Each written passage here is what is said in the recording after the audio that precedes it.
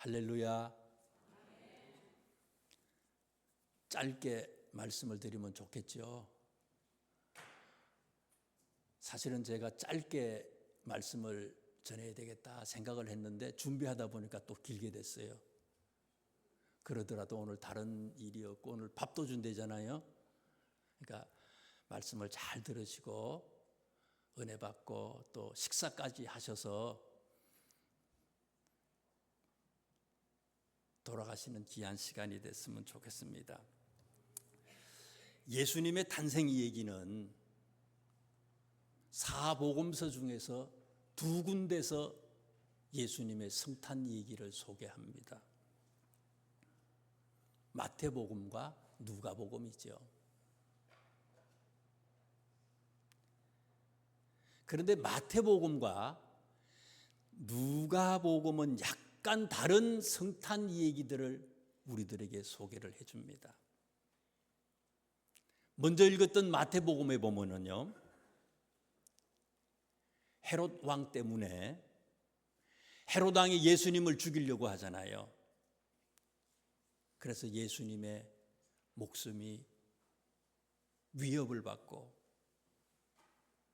이것 때문에 매우 급박하게 돌아가는 예수님의 탄생 얘기를 소개하는 것이 마태복음이에요. 여기에 비해서 누가복음을 보세요. 나중에 우리가 들었던 누가복음은요, 어디에서도 예수님의 위협 얘기가 안 나옵니다. 급박하게 움직이는 얘기가 없어요.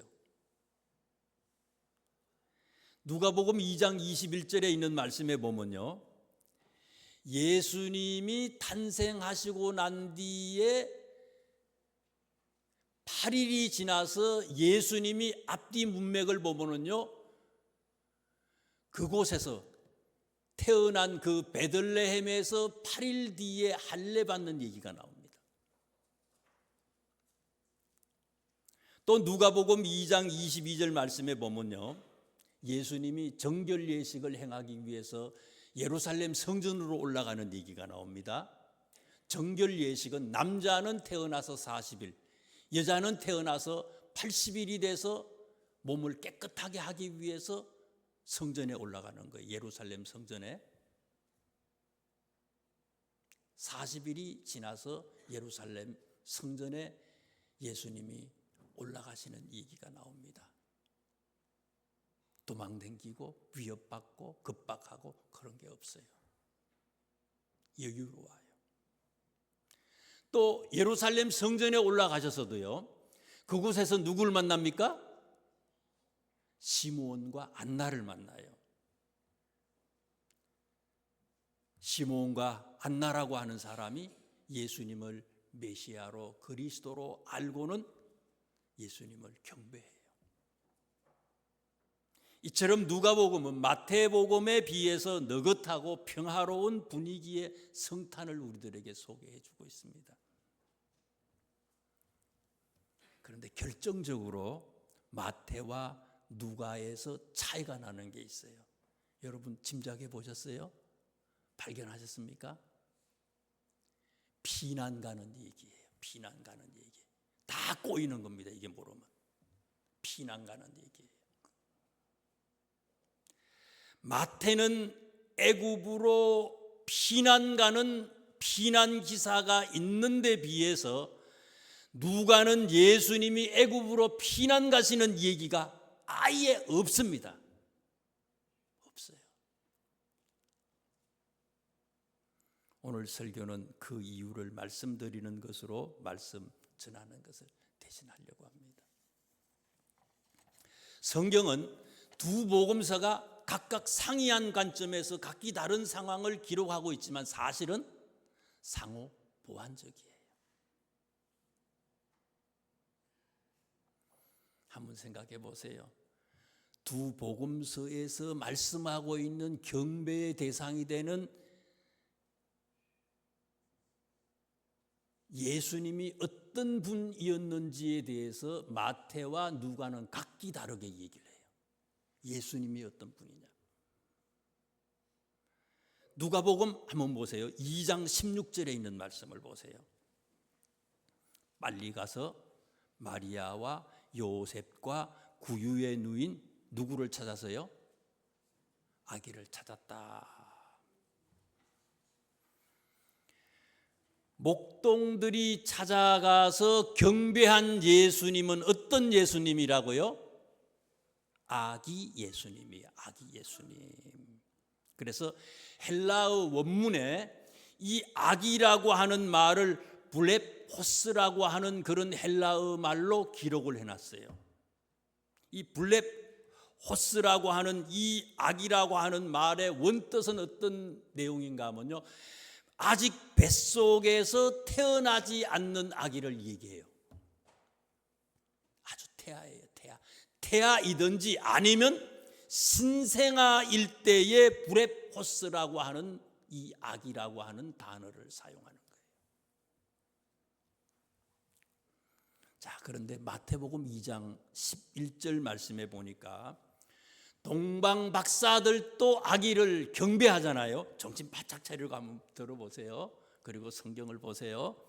마태복음 2장 11절에 있는 말씀에도 보면 동방 박사들이 누구한테 경배를 해요? 응답이 있어야 될 거 아니에요. 리액션이 있어야 되잖아요. 누구한테 경배를 해요? 몇 분밖에 안 들었나 봐요. 동방 박사들이 누구한테 경배를 해요? 이해가 돼요? 나 혼자만 생각합니까? 나 혼자만 신이 나요? 아기한테 경배를 해요. 마태복음도 누가복음처럼 아기한테 경배를 해요. 그런데 이 아기라고 하는 말을 헬라어 원문에는요, 이걸 뭐라고 번역을 하는가 하면요, 파이디온이라고 하는 헬라어 단어를 사용해서 아기라고 소개했어요. 파이디온이라고 하는 아기의 의미는 뭔가 하면요, 신생아가 아니에요. 막 태어난 아기가 아니에요. 이 아기는 어떤 아이인가 하면요, 어느 정도 자란 어린이를 얘기하는 거예요. 그래서 영어 번역에 보면은요, 누가복음에서는 신생아를 소개하기 위해서 베이비라고 소개를 해요. NIV, KJV 다 그래요. 또 마태복음에서는요, 이 아기를 뭐라고 영어 성경에는 번역을 하는가 하면요, 차일드 아니면 영차일드 이렇게 번역을 했어요. 신생아와 그냥 어느 정도 자란 아이를 구분을 시켜놨어요. 목동들과 동방박사들이 예수님을 경배했던 경배의 장소도 각각 달라요. 마태복음하고 누가복음에 보면요. 그냥 우리는 지나쳐버리지만 경배했던 장소가 다릅니다. 누가복음의 목동들은 어디에 계시는 예수님을 찾아갔어요? 잘 보세요. 누가복음 2장에 있는 말씀에 보면 목동들이 어디를 찾아갔다고요? 구유, 여물통을 찾아간 거예요. 구유에 계시는 예수님을 찾아갔어요. 그래서 경배합니다. 마태복음에 보면은요, 마태복음 2장 11절에 있는 말씀 보세요. 굉장히 중요한 거예요. 저도요, 이거 목회하면서도 못 깨달았는데 나중에 깨달은 거예요. 마태복음 2장에 보면은요, 11절 말씀에 동방박사들은 어디에 계시는 예수님한테 찾아가 가지고 경배했다고요? 집이에요, 집. 집이에요.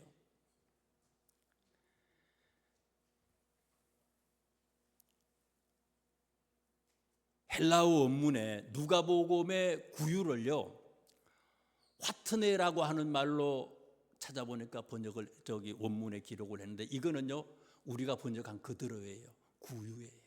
여물통, 구유 이런 거예요.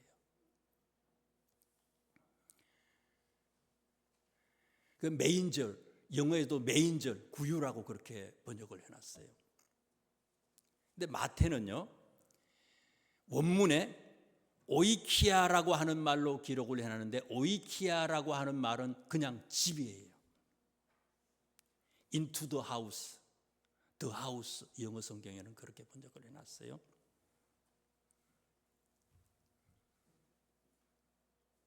누가는 신생아인 예수님, 막 태어난 그 예수님, 구유에 계시는 예수님에게 경배했고요.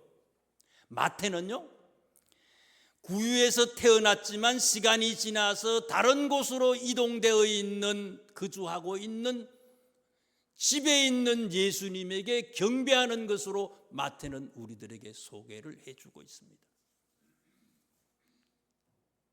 지금까지 말씀들을 종합하고 정리하면 이렇습니다.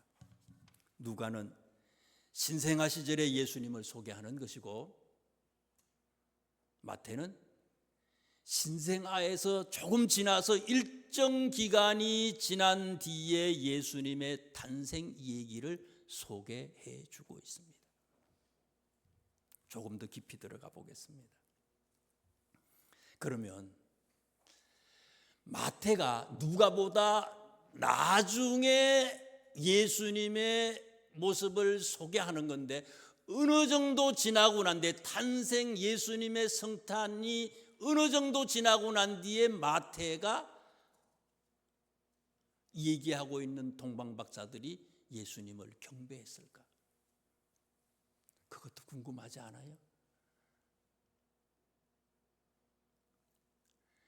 예수님이 누가복음에 보면 정결 예식을 행하기 위해서 예루살렘 성전에 올라가시잖아요. 며칠 지나서요? 40일이 지나서.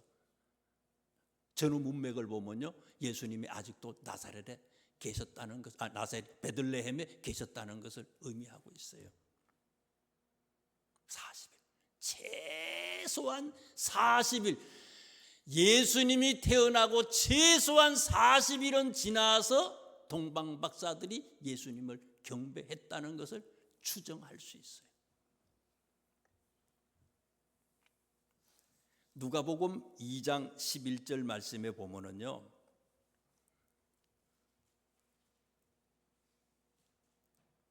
목동들이 예수님을 경배할 때에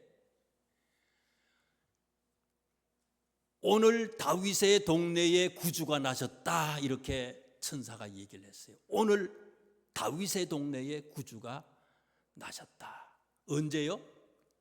오늘이. 목동들은 오늘 들었거든요. 예수님이 탄생하는 그때의 천사가 목동들에게 얘기를 해주는 거예요.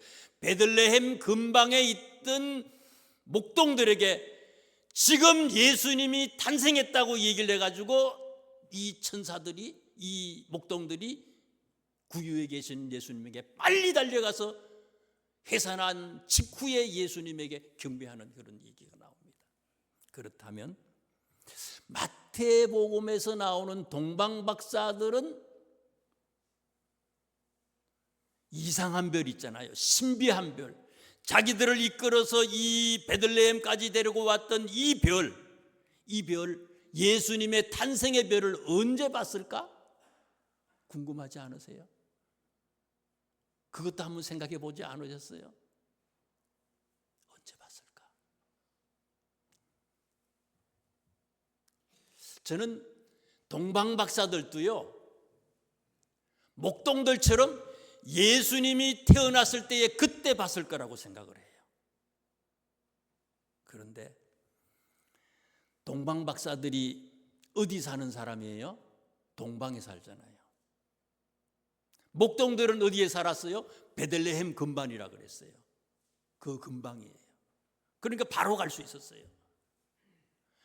동방박사들이 사는 곳은 동방이에요. 이 동방을 많은 사람들이, 신학자들이 이 동방을 어디라고 얘기를 합니까? 페르시아 지역이라고 얘기를 합니다. 페르시아, 이란 지역일 것이라고 그렇게 얘기를 합니다.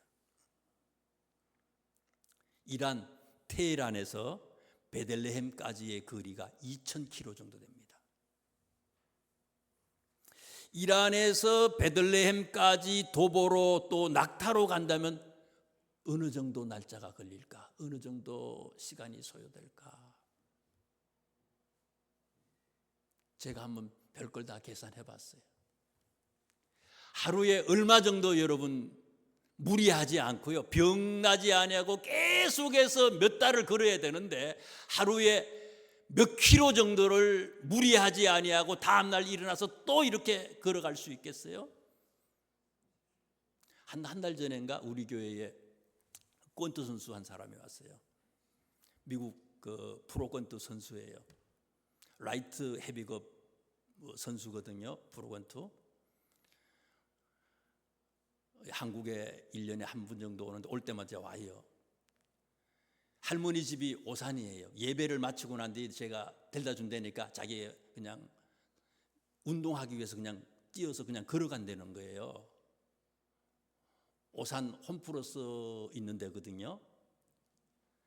자기가 여기서부터 또 뛰어서 걸어서 오산 홈플러스까지를 가서 홈플러스 그 뒤에 있는 할머니 집까지를 갔어요. 그래서 나중에 제가 물어봤어요. 야, 어떠냐? 힘들지 않았냐? 그랬더니 그 몸이요, 뭐 그 영상 보면요, 권투하는 영상 보면요, 막 흑인들하고 싸우고 흑인들 케어시키고 그래. 지금 구전구성이에요.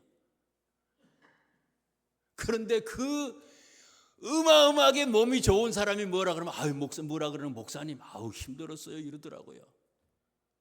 여기서 오산까지 가는데도 걸어가는 게 쉽지 않아요. 우리 교회에서 한 사람 빼고는요.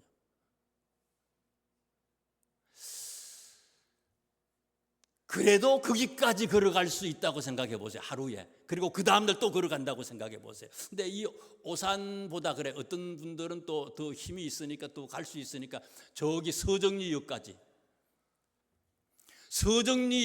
한 20km 정도 되더라고요. 오산을 조금 지나서 평택 입구에 서정리역까지는 한 20km 돼요. 자, 그러면 수학 문제를 한번 풀어보세요. 2000km 나누기 20km. 이란에서부터 베들레헴까지가 2000km인데 하루에 걸어갈 수 있는 거리가 20km 정도 된다. 여기서 서정리역까지 된다고 생각을 하면 도대체 며칠 가야지 베들레헴까지 갈 수 있을까? 2000 나누기 20 하니까 얼마 나와요? 100일 나와요. 100일. 3달 열흘이에요. 매일매일 우리가요, 서정리 평택까지 걸어간다고 생각해 보세요. 병나지. 어떤 분은 앰뷸런스 와가지고 그냥 응급실에 갔을지도 모르겠어요. 아니, 응급실이 아니라 벌써 그냥 천국 간 분도 계실지도 몰라 이게.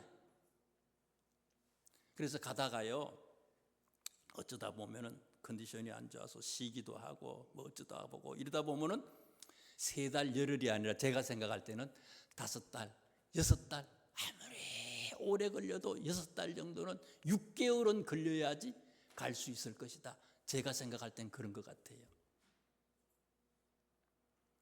동방 박사들은요, 최소한 40일은 거의 불가능해.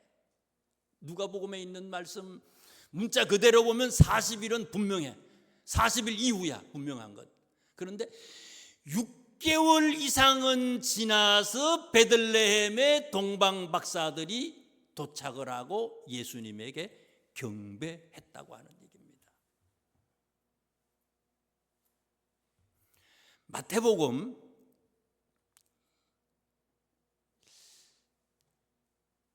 5장에 나오는 말씀을 보면요, 동방 박사들이 어디에 계시는 예수님에게 경배를 했어요?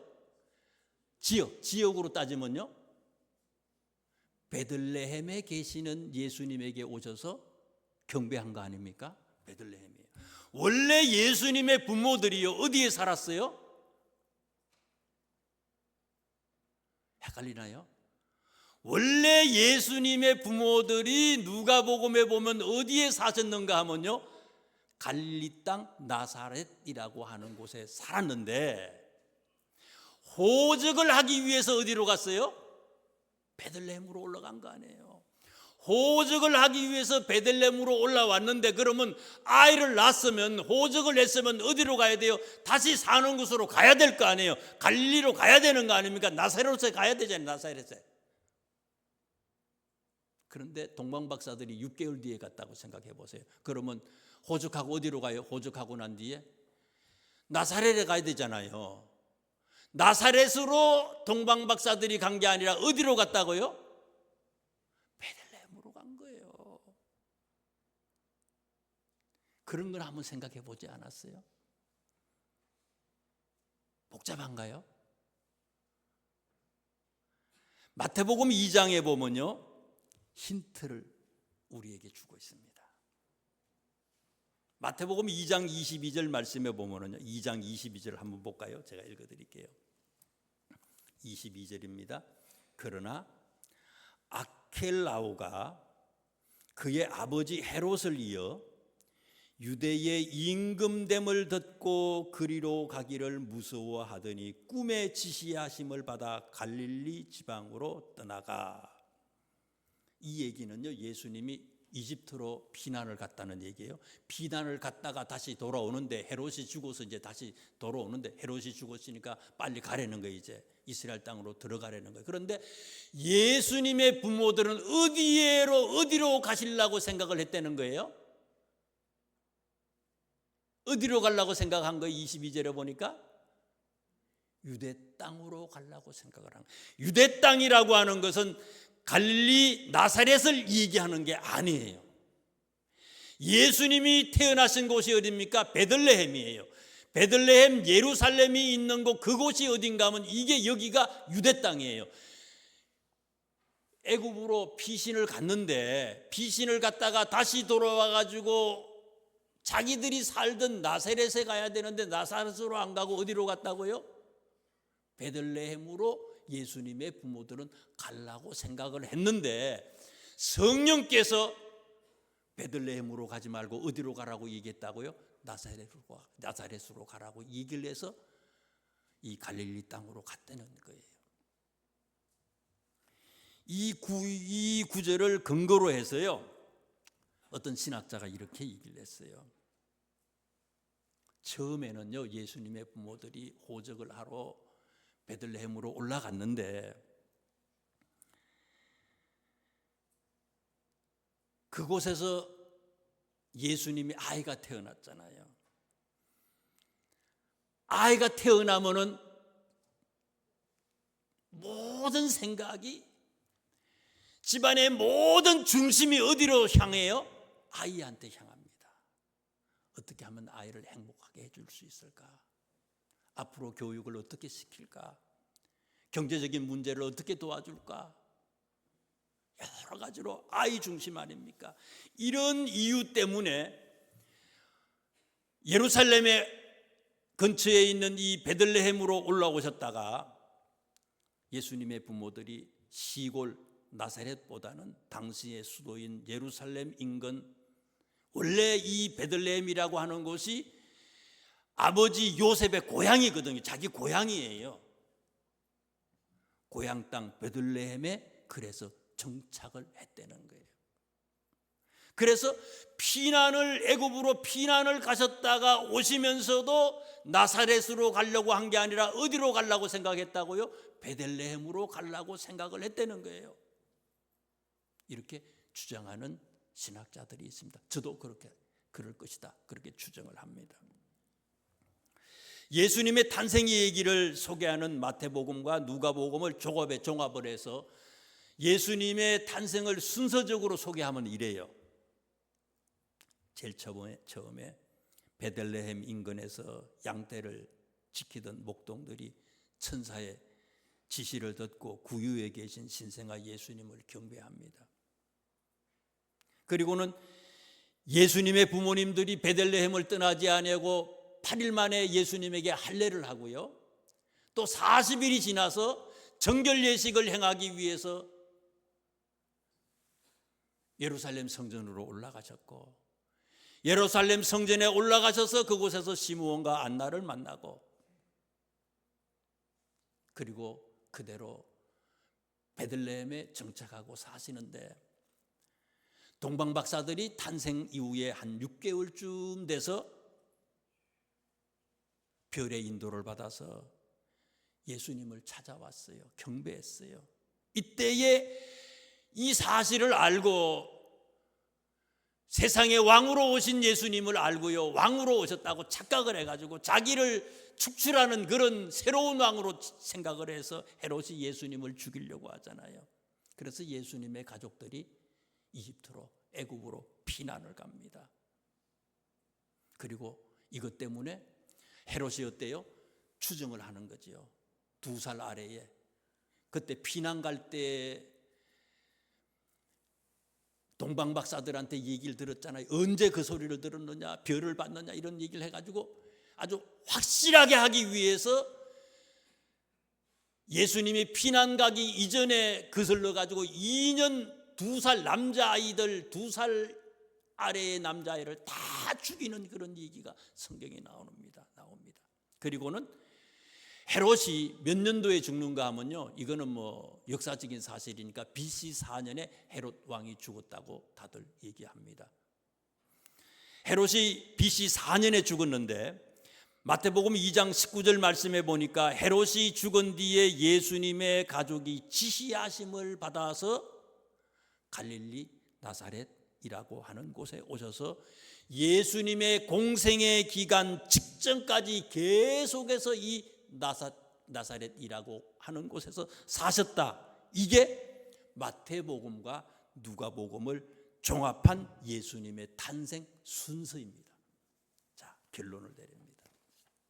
2가지를 말씀을 드리려고 합니다. 첫째, 왜 예수님의 탄생 얘기를 이렇게 복잡하게 어렵게 우리들에게 소개했을까? 이유가 뭘까?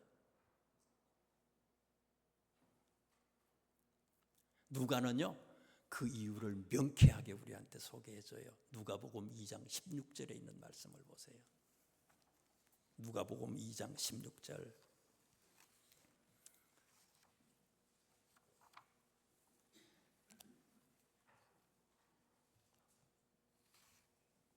우리 다 같이 한번 합독을 해볼까요? 시작.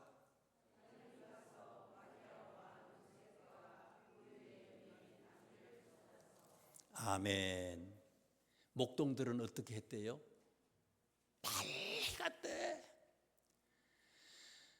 천사가 이 얘기를 해주니까요, 너리 가기 싫어가지고 내가 지금 양을 지키는데 이 양떼를 누가 지키느냐고, 누가 훔쳐가면 어떻게 하냐고. 그렇게 하지 아니하고요, 빨리 갔는데 정확하게 잘 몰라. 그런데도 내비게이션도 없어. 정확하게 모르는데도 어떻게 했다고요? 찾아냈다 이랬어요. 찾아냈다. 이게 힌트예요. 영적으로 신비한 이 비밀의 말씀들은 내가 우리들이 찾지 아니하면은 발견할 수 없는 거예요. 그냥 주어지는 게 아니라는 거예요. 주님은요, 우리 예수님은요, 2000년 전에 구유에도 오셨지만 지금도 이 시간 우리의 마음 문 밖에서 우리의 문을 두드리고 계시는 거예요. 명석교회에 계시는 아무개야, 내가 왔다. 그런데 우리는요 어때요?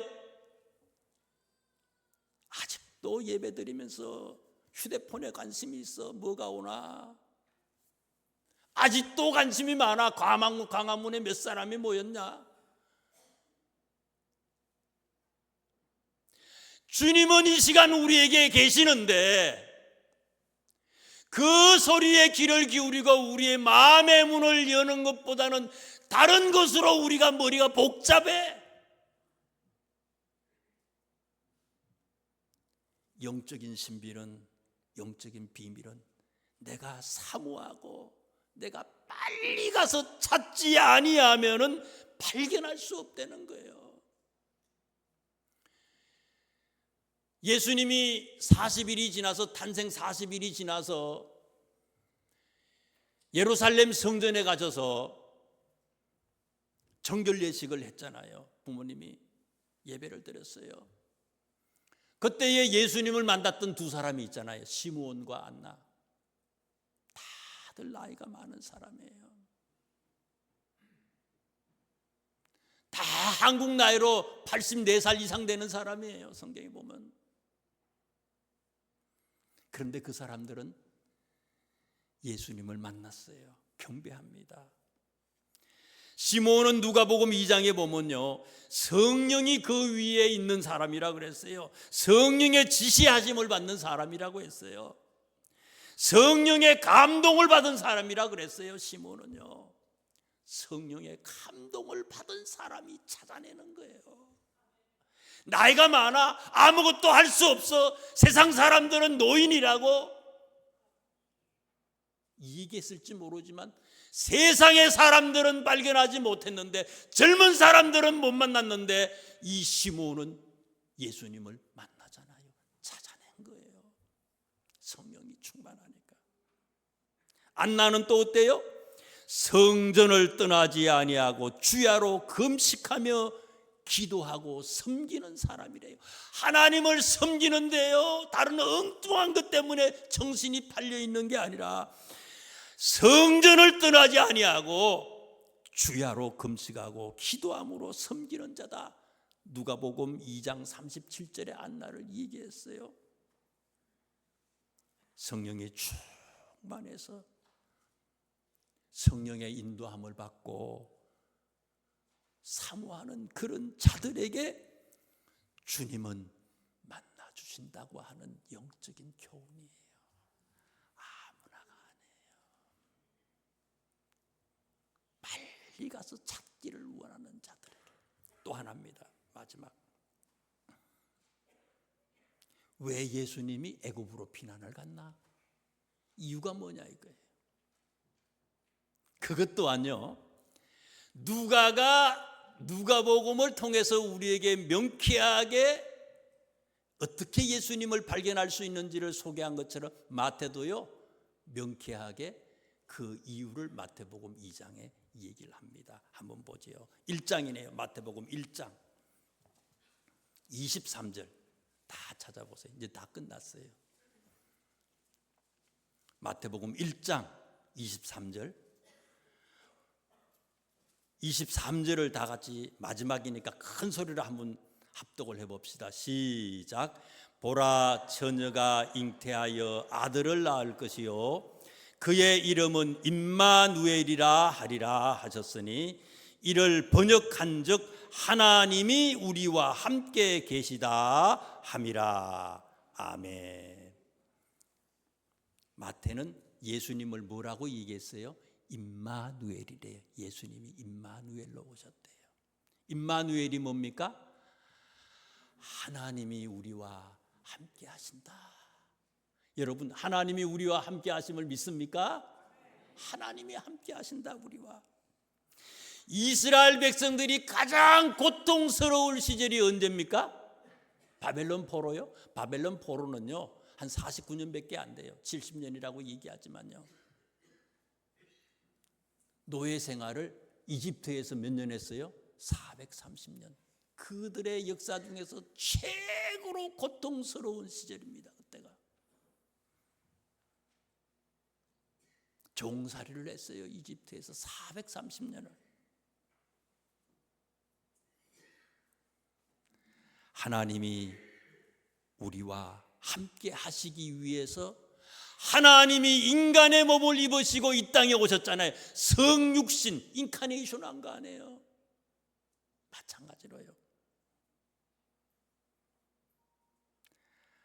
하나님이 인간의 몸을 입고 이 땅에 오셔서 이스라엘의 가장 고통스러움을 경험하기 위해서 태어나자마자 어디로 가셨다고요? 이집트로 가셨어요. 오늘 우리에게 얘기하고 있습니다. 너희들이 아무리 힘들고 아무리 고통스러워도 힘들고 앞뒤가 다 막혀 있는 것 같아도, 대한민국이 끝장나는 것 같아도 어떻다고요? 하나님은 임마누엘로 우리와 함께 하신다는 거예요.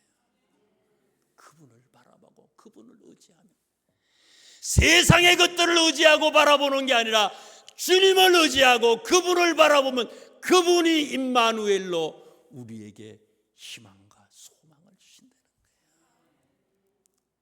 2024년 성탄, 그리고 내년 임마누엘의 우리 예수님이 우리와 동행하시고 깜짝 놀랄 상상할 수 없는 노예가 해방이 되잖아요. 그런 경험을 하는 우리 모두가 되시기를 주님의 이름으로 축원합니다.